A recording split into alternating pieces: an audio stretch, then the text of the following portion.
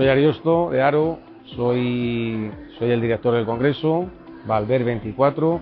Yo soy el administrador de un laboratorio de control de calidad que se dedica al tema de los geosintéticos. Fue el primer laboratorio acreditado en España en control de calidad de geosintéticos de hace 20 años. La salida de campo está programada a 2 sitios. Como veis, hay un poco, digamos, la doble vertiente del Congreso, que es por un lado el tema de las balsas de regadío y por otro lado el mundo de los vertederos, balsas de lisiriado, balsas de purines, todo el mundo de los residuos, ¿no? Mineras, otro tipo de balsas, ¿vale? Entonces, en representación de esos dos temas, lo que hemos hecho es hacer una salida de campo hacia una balsa de riego que entendemos que es un poco modelo, ¿vale? Porque ha tenido bastante seguimiento y, bueno, se han hecho las cosas bastante bien. Entonces la tenemos un poco de balsa prototipo. Esto en el año 2013 nos juntamos con Fabián y con Paco Gelardo y hablamos de que había que hacer una balsa porque decían que necesitaban agua. Aquí ellos extraían el agua de más de 200 metros de profundidad a través de 4 bombas, a través de una galería de 2,8 kilómetros y regaban el campo de Albatera con la extracción de agua gracias a las bombas. ¿Qué ocurría en verano? Que si una bomba se rompía, se dejaba de sacar esa agua de ese pozo, de esa bomba que se había roto. Con el consiguiente problema que había que parar la extracción de agua, reparar el pozo, y claro, al campo eso era algo problemático, ¿no? Que se modelice la realidad. Es decir, tú admiras la modelización sin puentes, sin obras de drenaje, sin, por ejemplo, el trasvase Tajo Segura. Aquí en esta rambla no, porque es un viaducto muy grande, pero hay otros sitios que el trasvase Tajo Segura es una presa. Es una presa. Y me obligan a que quite el trasvase y que el agua siga para abajo. Y yo le digo a la Confederación, no, Paco, no nos estamos adaptando a la realidad, estamos mintiendo, porque lo que estamos modelizando no es cierto. Captando el agua del terreno, se les hizo una serie de tuberías y una serie de drenajes que son los que están ahí en aquel tubo, en aquella sección, en aquel dibujo.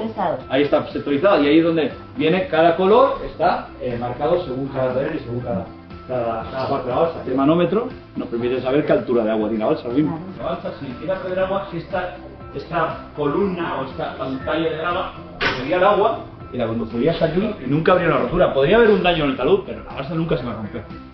En la balsa de los suizos vamos a hacer unas pruebas, unos ensayos de control de calidad, pues aquí se ha hablado de control de calidad de laboratorio y el complemento ideal es el control de calidad en el campo.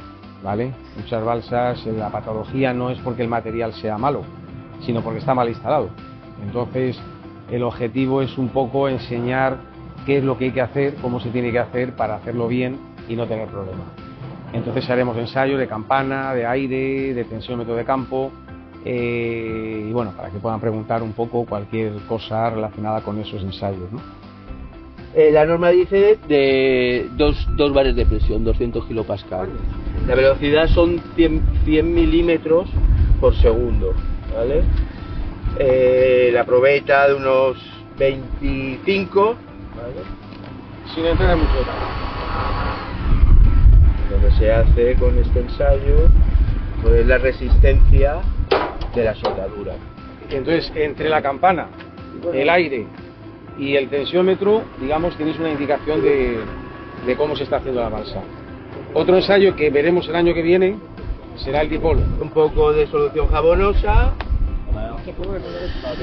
y lo que hace esto es vacío. Al hacer vacío, ahí ya está cantando. Mira burbujitas. Y bueno, este es el trabajo que hacemos todos los días. Por otro lado veremos sísmica, refracción y eléctrica, que es para saber cómo está, es decir, cómo detectar si un talud, un terraplén está correctamente ejecutado y si se encuentra en este momento en buenas condiciones, ¿no? Entonces para eso lo que hacemos es un ensayo de sísmica, que lo veremos allí, que es dando con un martillo, emites una onda y la onda al final se refleja en unos geófonos y te dice lo que hay por debajo. Una especie de radiografía de lo que es el terraplén, ¿no? Si te da una velocidad sísmica importante, que pues está por encima de 700, 800, es que el material está bien compactado y que se mantiene bien. Por tanto, si imaginaros que tenéis que hacer una balsa que a lo mejor tenemos de hace 40 años, queremos reimpermeabilizarla porque la lámina ya se ha deteriorado. Oye, ¿tenemos el vaso en condiciones para poder reimpermeabilizar? Es una pregunta, ¿no? Es decir, es que tiene aquí unos rotos, pero por debajo, ¿cómo está? Después de 40 años haciendo servicio, hinchándose y deshinchándose. Y entonces, bueno, pues esta es una solución, se emiten esas ondas, se comprueba que el material está correctamente en este momento después de 40 años y se emite un certificado diciendo que esa balsa se puede reimpermeabilizar. Gástate dinero ahora ya en meter materiales geosintéticos, ¿no? Ese es el camino, digamos, que tenemos que seguir. Entonces, esas son las dos pruebas que vamos a hacer, que son comunes tanto para balsas como para vertederos, se utilizan los ensayos para uno y para otro. Entonces, lo que hemos hecho es una comprobación geofísica para saber si este terraplén está en condiciones o no está en condiciones. Lo es saber con qué rapidez haces así y de repente te está marcando cuál es el espesor de materiales de terraplén y qué velocidad tiene, con lo cual ya sabes, decir, si me está dando casi 1000, perfecto.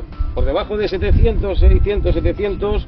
dices, aquí está pasando algo, o hay un deslizamiento interno que no estamos viendo, o se compactó mal, o está pasando algo, pero ese terraplén va a dar problemas. Y debajo, fijaros la diferencia ya, 2700, o sea, estamos hablando de material que aunque sean arcillas y margas, rocas blandas, rocas es antiguas. roca blanda, o sea que no deja de ser una roca, estamos hablando de 2000 y pico, 2700. Fíjate, o sea, por eso digo que los tres, pero fijaros que es hacer así, ¡pum!, y ya tienes todo este frente de ondas, o sea, inmediatamente, sin hacer sondeos, y encima no puntualmente, sino a lo largo de todo este recorrido, estás viendo lo que hace. Estás auscultando el espesor completo de la creación que se ha producido en la construcción. Módulo de elasticidad, le sacas datos que después te sirven para la estabilidad de taludes. Son ondas elásticas, efectivamente, y claro, una onda elástica te está indicando el módulo de elasticidad, directamente, la rigidez de un material, y eso es lo que comprobamos. El resultado era que aquí había una primera tendencia que era en 810, sí. Una segunda hasta que ya quiebra al subsuelo, sí, que era 980, y a partir de aquí, estos son de 800 a 1000, y de aquí para acá ya son casi 3000. Con eléctrica también lo que hacemos es, emitiendo ondas eléctricas, lo que haríamos sería ver a los 14 metros nos hace un cambio. Bueno, en cuanto al vertedero del búho, como comentaba, la evolución nos la comentará mejor lo que es el director de obra y tanto la dirección de obra como los ejecutores, que ha sido Traxa.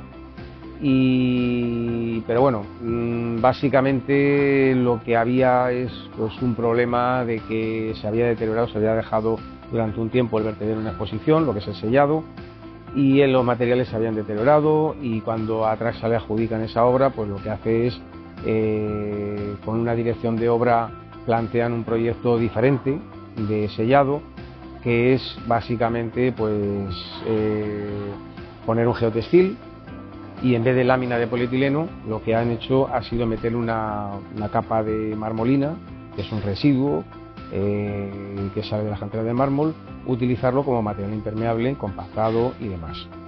Y bueno, la verdad es que es muy espectacular porque está todo lo que es la montaña blanca y bueno, hoy en día ya se ha restaurado, se ha tapado con suelo vegetal y ahora se revegetará, y por tanto digamos una obra un poco también modelo en cuanto a que es diferente a un tipo de sellado al que estamos acostumbrados. Estamos por fin en el vertedero del Búho, último acto del Congreso de Balsas y de Vertederos, y estamos con la capitana María Pellicer del Seprona, que nos van a explicar los problemas que encuentran habitualmente, provocados muchos de ellos por nosotros.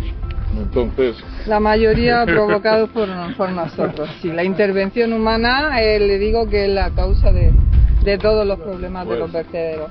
Y la poca inversión. Como ha dicho mi capitán, es primeramente hacer un trabajo previo de campo, con recursos sobre todo humanos, y bueno, y procedemos a verificar, a leer toda la normativa que la atañe a esas instalaciones gestoras. En este caso, ¿qué haríamos? Pues pedir la autorización ambiental integrada que le autoriza el funcionamiento, ver los condicionantes, y luego dentro de los condicionantes pues hacerle un trabajo de campo previo. 2001. Eso. Entonces, cuando este vertedero se puso en marcha, esa normativa no existía. Entonces, ni cumple condiciones de impermeabilización en el subsuelo, ni nada. Alejandro Cerdán es el delegado o el responsable de Traxa en Alicante o en Alicante, sí, en la provincia de Alicante. La provincia de Alicante. y bueno, es el que dirige un poco lo que es el equipo de Traxa en Alicante, en el cual... Ya a pie de obra ha estado Sergio como jefe de obra y es el que nos va a contar un poco cómo ha sido la ejecución de la obra y el procedimiento.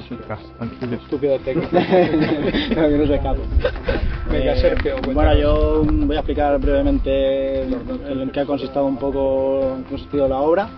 La obra más o menos tiene un presupuesto de, bueno, el modificador ha tenido un presupuesto de 3.052.000 euros, más o menos, ¿vale? Se ha movido un material de aproximadamente unos 100.000 metros cúbicos, ¿vale? Y bueno, no lo vais a poder ver, pero están en los roll-ups. Como ha dicho Andreu, se ha conformado lo que es el sellado del vertedero en 3 capas. La capa de marmolina o blanco de mármol, que la verdad es que es un material que ha sido bastante interesante el haber podido aplicarlo, porque la verdad es que no sabíamos realmente cómo se iba a comportar.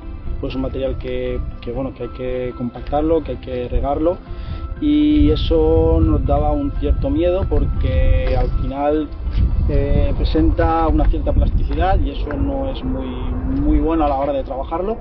Pero bueno, consiguiendo el grado de humedad óptimo sí que se ha podido manejar bastante bien. Se probó pata de cabra, ¿vale? Se probó rulo normal. En los taludes donde podía funcionar el pata de cabra o el rulo lo hemos empleado, donde no ha sido giratorio. Ahí giratorio. Las experiencias que he tenido yo con arcilla o con marmolina han funcionado mejor en rulo liso que con pata de cabra. Sí. Sí, a lo mejor la plasticidad no es pues tan no alta, sé, porque como... se pega a lo mejor, pero siempre se ha compactado mejor con un rulo normal que con una pata de cabra. Sí, claro.